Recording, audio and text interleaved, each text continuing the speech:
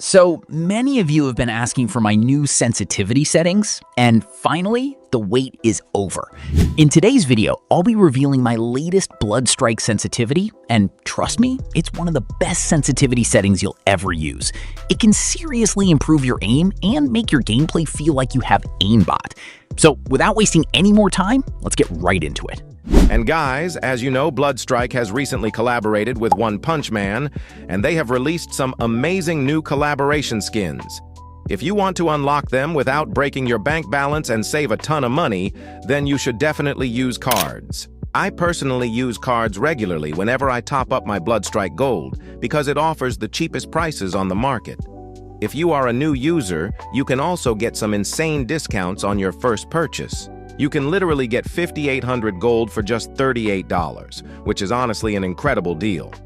Kardz is trusted by thousands of gamers worldwide, and it is completely safe, reliable, and delivers your gold instantly, so you never have to wait. Like I said, I use Kardz myself, and I can confidently say it is 100% trusted. So what are you waiting for? Top up your Bloodstrike Gold with Kardz today. And if you want to support the channel, make sure to use my link in the description and the pinned comment.